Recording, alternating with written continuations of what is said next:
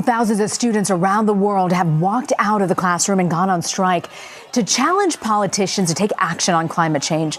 The strikes were inspired by 16-year-old Swedish activist Greta Thunberg.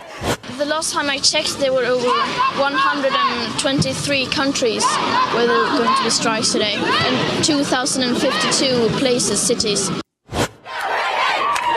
Across America and around the globe, what do we want? Climate! Students today went on strike for the climate.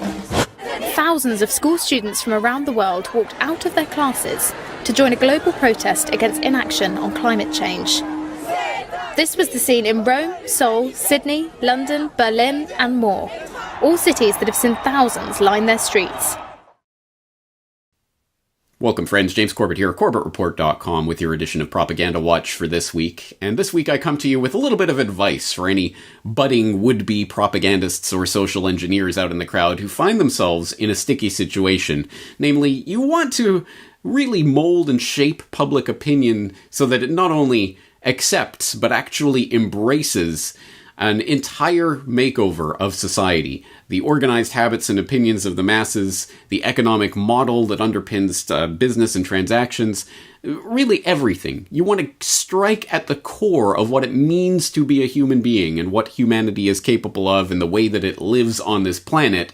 But you find a little bit of resistance here and there from people who, don't want to completely transform their lives and or go into utter impoverishment on the back of your wonderful idea for creating a green utopia. How can you get public opinion to budge on matters like that? Well, I have a handy solution for you. Employ children. Yes, children make perfect propaganda props to use in your propaganda campaign, because who can say no to the children?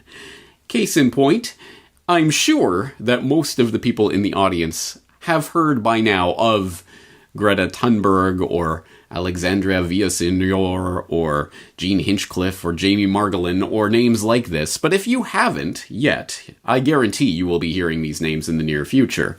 Who are these people? Of course, these are the leaders of the global youth climate strike march movement, whatever is being drummed up in the mainstream media these days, and actively hyped and promoted in schools and through social media that are reaching more and more children around the world, so that they are now motivated to go out and join these climate strikes, like what we saw last week with children from all over the world striking for climate change. Won't you old fogies actually do something? Because as you've been telling us for many, many years now, the world only has 12 years left. So there is no time.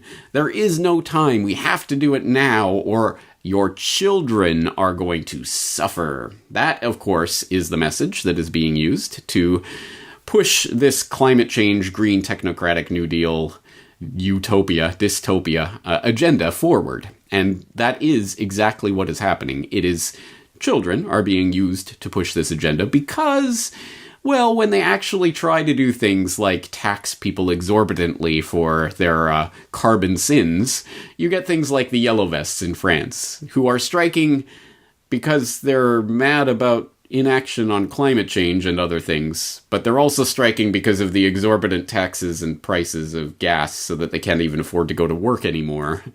It seems like there may be a fundamental conflict going on within movements like this, and this is some of the tension that the propagandists are facing in this effort to transform society and get them once again to embrace the complete and utter transformation of society generally, and the impoverishment, ultimately, of billions of people who are going to be carbon poor in the near future because of the lies that are being pushed by the climate agenda.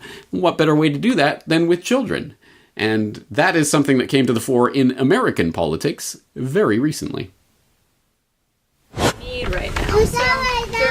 Some scientists have said that we have 12 years to turn this around. Well, it's not going to get turned around in 10 years. What we can do, Senator, if this doesn't get turned around in 10 years, you're looking at the faces of the people who are going to be living with these consequences. The government is supposed to be for the people and by the people and all for the people. You know what's interesting about this group is I've been doing this for 30 years. I know what I'm doing. You come in here and you say it has to be my way or the highway. I don't respond to that. I've gotten elected. I just ran. I was elected by almost 1 million vote plurality, and I know what I'm doing. So, maybe people should listen a little bit. That was a video that was recently trending on Twitter and other social media that was posted originally by something called the Sunrise Movement, which organizes youth climate action, and in that case confronted Senator Dianne Feinstein on not enough action. Why isn't she taking action on climate change? And this is the theme that you will notice more and more in recent times, and as I say, into the future. This is going to be more and more of a theme of children rising up against the old fogies who are killing the earth. Because children are pure, children are innocent, children are telling it like it is. They don't have all the filters that we have as adult human beings and all of the baggage that comes with that. They're just calling out the emperor with no clothes. You say the world is going to end in 12 years. Well, that means before I'm even into full adulthood, the world's going to be over. That's not good enough. You have to do something. So these children who have been propagandized their whole lives into this climate cult and who believe every word of it are simply taking the pronouncements that are propounded in the mainstream media every single day about the world only has 12 years left, or whatever the ticking time bomb is reading this particular year, and they're just taking it literally. Well, if that's true, then this is terrible. This is emergency. This is crisis mode. We have to go into crisis mode. And this is the way this is being pushed right now, because children, it's not only think of the children, it's look at the children. Look, the children themselves are rising up. Something's clearly wrong with the system when the children themselves are rising up, right? So this is playing on some very extremely deep-seated psychological vulnerabilities, shall we say, of people who are trained when children are crying for help, you better help the children. So that's a pretty basic psychological button that is being pushed there. And of course, the narrative that is propounded along with this is that, look, these children are doing it themselves.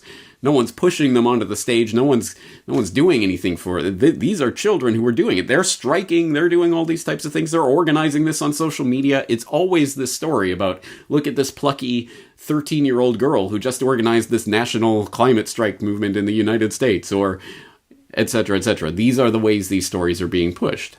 Now, I don't want to go too far into talking about the individual children who are being pushed to the forefront of this movement right now, because I have no doubt whatsoever that these children are sincere in their beliefs and truly believe they are doing what's right, and I'm not questioning their sincerity or their integrity on these matters. No, that's for people like Angela Merkel to do.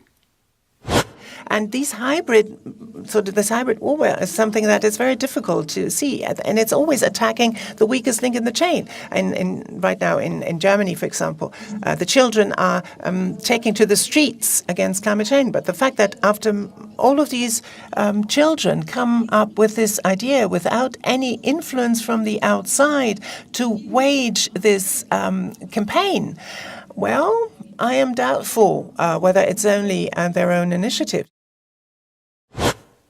No. You see, I'm not one of those crazy conspiracy theorists like Angela Merkel who believes that Russians are secretly controlling a legion of children to rise up and participate in climate strikes or any crazy conspiracy nonsense like that. No, I don't push that.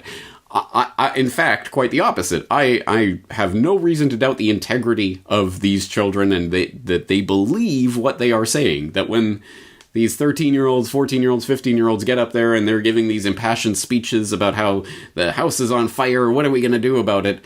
I'm sure that they truly believe that. As any good propagandist will know, the best people to propagate your message are the people who truly believe it, the true believers who aren't acting, they're not putting anything on, they truly believe this.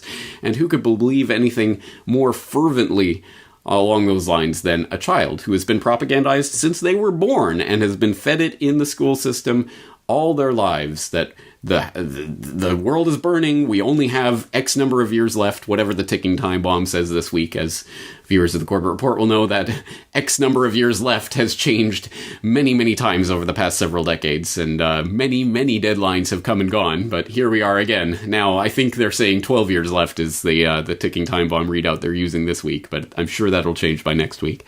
Anyway, I'm sure these children believe it, because as I say, they've been propagandized themselves their entire life. So now the propagandists are taking those who are most deeply entrenched in their propaganda and using them as the mouthpieces, which is doubly brilliant, because not only, as I say, are the true believers the ones who are going to push the message most effectively, but also, again, another basic psychological mechanism, in fact, firing on two cylinders here. One is that, oh my god, think of the children is, of course, the much parodied, cliched line about any time you want society to do anything, you just say, oh my god, won't somebody think of the children? And that activates the parents to go, oh, is there a threat to my children? Well, I better take care of this.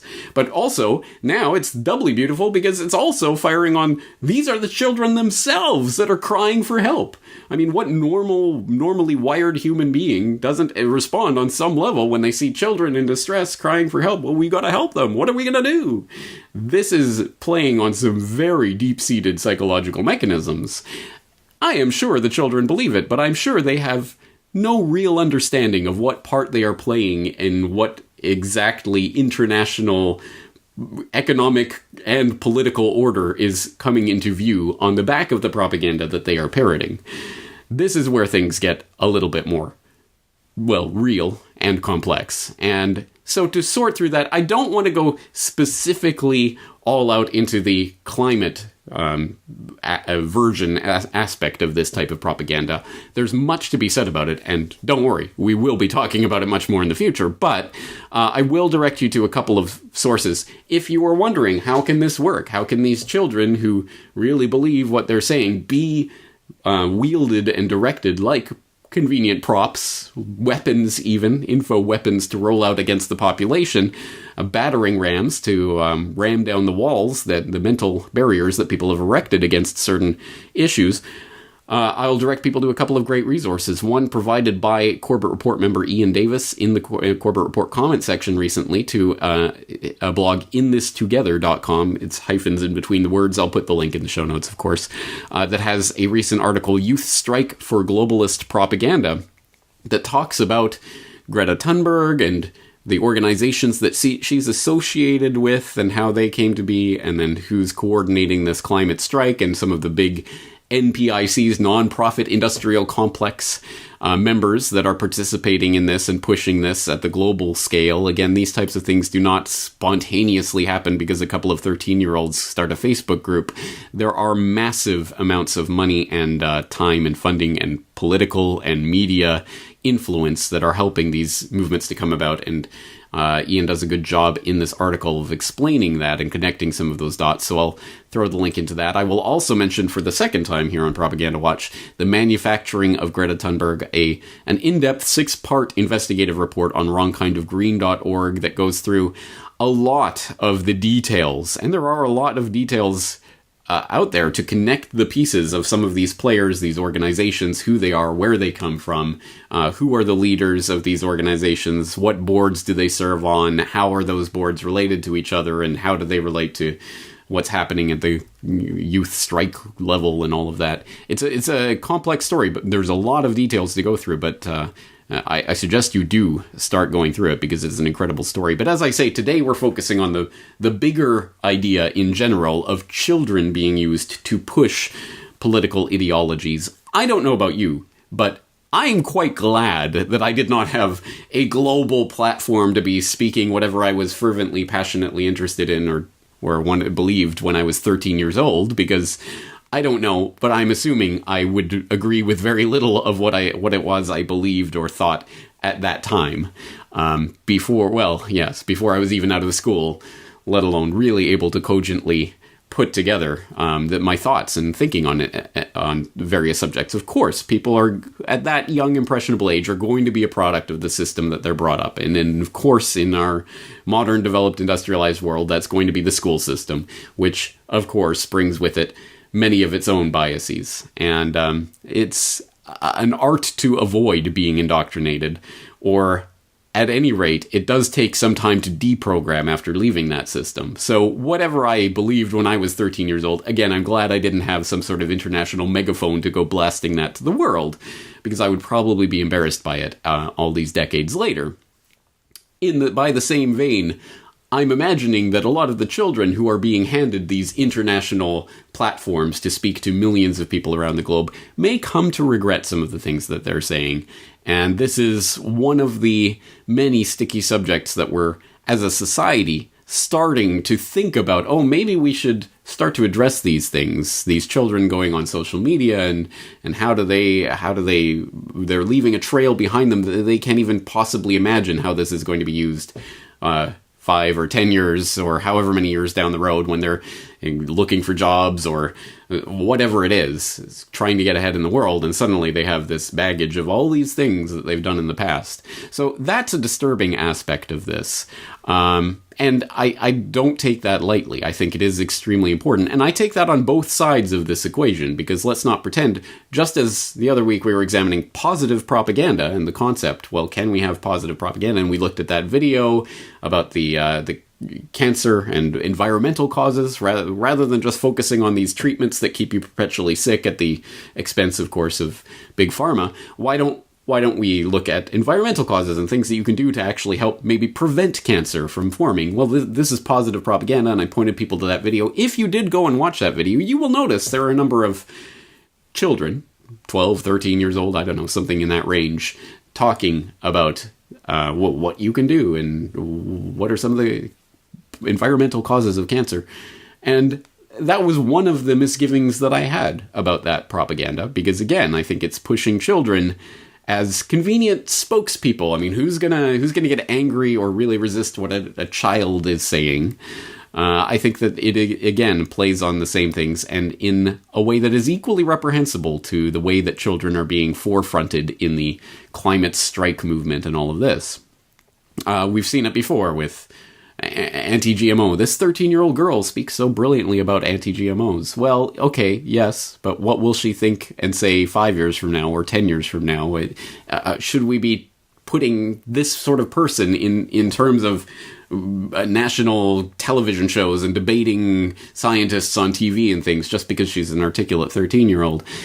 Again, I have my misgivings about this and the way that this is used. I don't have any definitive answers, and I'm certainly not saying, well, I think there should be laws against children speaking out on issues, but it is a phenomenon that is being wielded more and more these days. And as I say, it's particularly coming home to roost in the climate propaganda movement. So I have my eyes on this generally. I'm interested to hear other people's thoughts out there. If you have points of agreement or disagreement on this subject, what the role that you think children can or should be playing in politics and society generally, and in terms of pushing particular political agendas in particular, and the types of, is this abuse? And if so, what can be done about it? I think there's some extremely important issues here when we're examining propaganda in general. And as I say, there will be some links to some of the specific things that I've talked about here, but I am looking forward to your comments, as always, at CorbettReport.com. Members are invited to log in and leave your comments in the comment section. If you're not a member yet,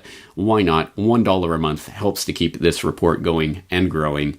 We're going to leave it there for this week. Thank you very much. This is James Corbett of CorbettReport.com. Looking forward to talking to you again very shortly.